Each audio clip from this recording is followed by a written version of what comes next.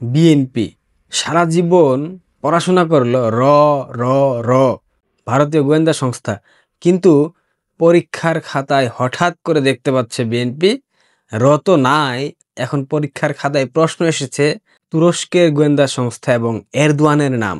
শুনতে পাচ্ছি তুরস্কের যে ব্রাদারহুড, মুসলিম ব্রাদারহুড বিশেষভাবে সম্পৃক্ত। কথাগুলো শোনার পর আপনাদের একটু অবাক লাগছে না?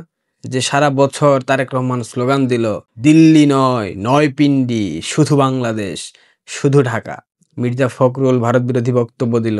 সালাউদ্দিন ভারতে পালিয়ে থেকে এত বছর পর বাংলাদেশে এসে ভারতকে দোষারোপ করছে, আওয়ামী লীগ ভারতের দালাল বলে আখ্যা দিচ্ছে। অনেক কথা, মানে সকাল থেকে সন্ধ্যা ভারত বিরোধী স্লোগান, ভারতের সমালোচনা করা, এমনকি ভারতকে নানাভাবে ব্যঙ্গ করা, বিদ্রূপ করা, ভারতের প্রধানমন্ত্রীকে কষায় আখ্যা দেওয়া, অনেক কথা শুনেছি। বিশেষ করে বাংলাদেশের প্রত্যেকটা সেক্টরে নাকি র ভারতীয় গোয়েন্দা সংস্থার লোকজন আছে। শেখ হাসিনা নাকি রয়ের কাছে বাংলাদেশ বিক্রি করে দিয়েছিল, এবং বাংলাদেশের ইতিহাসে যতগুলো ট্র্যাজেডি হয়েছে প্রত্যেকটা ট্র্যাজেডিতে ভারতীয় গোয়েন্দা সংস্থা র এবং ভারতের প্রশাসন সম্পৃক্ত।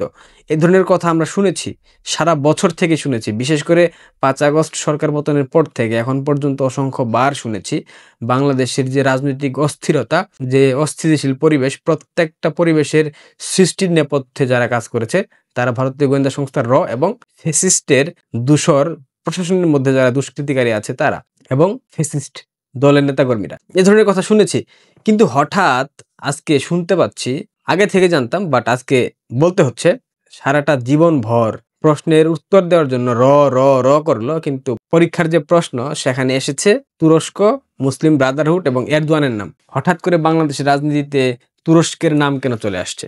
এটা একটা স্বাভাবিক প্রশ্ন আপনাদের মধ্যে আসতে পারে। বাংলাদেশ জামায়াত ইসলাম, আচ্ছা জামাতের যে এত টাকা, এই টাকার উৎস কি? শুধুমাত্র জামাতের যে ব্যবসা প্রতিষ্ঠানগুলো আছে এগুলাই? আল আরাফা ইসলামী ব্যাংক বাংলাদেশ, বিভিন্ন coaching centre, Focus, Retina, Udvash, Ibn Sina hospital, এসবই শুধুমাত্র জামাতের টাকার উৎস? কখনোই না। এই টাকা দিয়ে জামাত আসলে কিছু করতে পারে না। এবং আপনারা নিশ্চয়ই জানেন, সেনাবাহিনীর একদম জুনিয়র অফিসার থেকে সিনিয়র অফিসার পর্যন্ত জামাতের একটা অর্থ তারা প্রতি মাসে সম্মানী স্বরূপ পায়। এই টাকাগুলো কোত্থেকে আসে? এই টাকাগুলো আসে মধ্যপ্রাচ্য থেকে। এই টাকাগুলো আসে তুরস্কের মতো কিছু বদমাইশ রাষ্ট্র যারা মুসলিম উম্মাদেরকে প্রতিনিধিত্ব করে।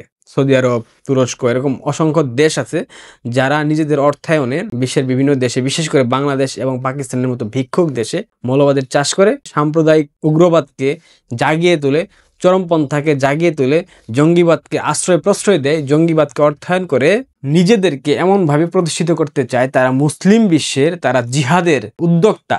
সেই অর্থায়নের মাধ্যমে বিশ্বের বিভিন্ন দেশে জিহাদের ঘোষণা করে, ইসলামী শরিয়া আইনের ঘোষণা করে, খেলাফতের ডাক দিয়ে ধরনের কর্মযজ্ঞ তারা ঘটিয়ে থাকে। অন্য প্রসঙ্গে চলে যাচ্ছে, বাংলাদেশের 10% মিস্টার তারেক রহমান, শুনতেছি একটা সংবাদ দেখলাম কিছুক্ষণ পূর্বে, তিনি আজ বা কালের মধ্যে বাংলাদেশে প্রবেশ করছেন। আবার এদিকে পররাষ্ট্র উপদেষ্টা বলছে তারেক রহমান এখনো কোনো ট্রাভেল পাস চাননি। তারেক রহমান তো ব্রিটিশ নাগরিক, সেই ক্ষেত্রে তার ব্রিটিশ পাসপোর্ট দিয়ে তিনি বাংলাদেশে আসতে পারেন।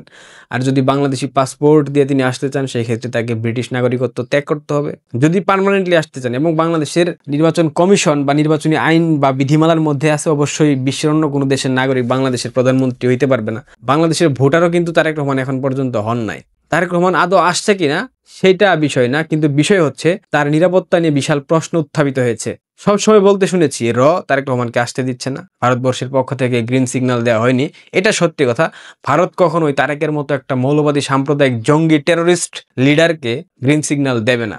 তারপরেও তারেক বাংলাদেশে আসতেই পারে, এটা তার মাতৃভূমি, এটা তার জন্মস্থান, এখানে তার মা অসুস্থ, আসবে। কিন্তু তার আসার পেছনে ভারতের ষড়যন্ত্র কিংবা ভারতীয় গোয়েন্দা সংস্থার ষড়যন্ত্র, এ ধরনের একাধিক কথা আমরা বলতে শুনেছি। কিন্তু প্রকৃত সত্য হচ্ছে এর জন্য কিংবা তার জীবননাশের হুমকি দিয়েছে, এ কারণে তারেক রহমান বাংলাদেশে আসতে পারছেন না।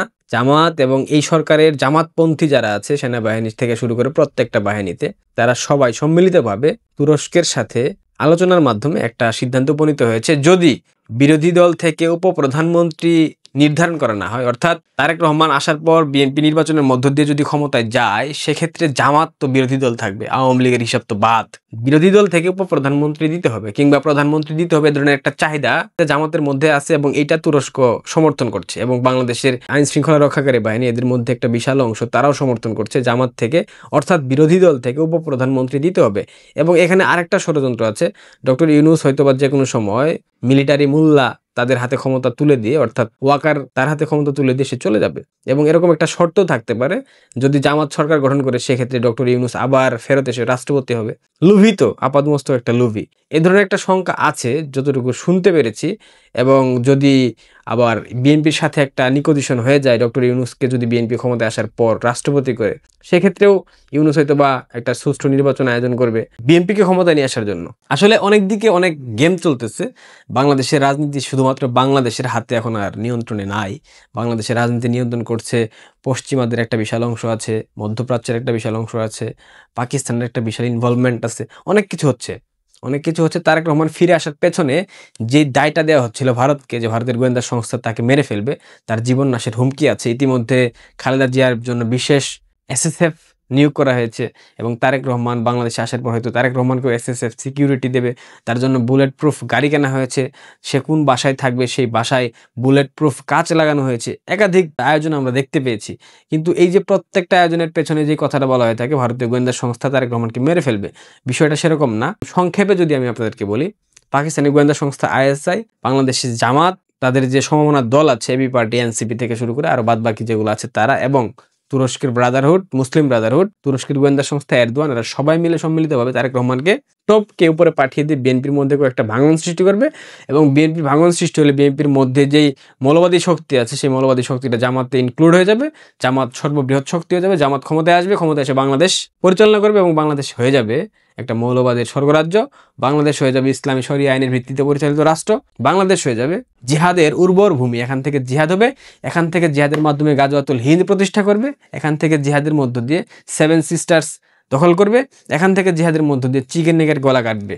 এই ধরনের একটা ইচ্ছা কিংবা এই ধরনের একটা মনোবাসনা নিয়ে জামাত সামনের দিকে আগাচ্ছে এবং সেই কারণেই তারেক রহমান বাংলাদেশে আসতে পারছে না। এটা হচ্ছে প্রকৃত সত্য। আর বাদবাকি আপনারা যত কিছু শুনেছেন সবকিছু বোগাস, কোনো বাস্তবতা নেই। এখানে ভারতীয় গোয়েন্দা সংস্থা রয়ের কোনো ইনভলভমেন্ট নাই, এটাই সত্য। ভালো থাকবেন, পারলে সাবস্ক্রাইব করে দিন। ধন্যবাদ।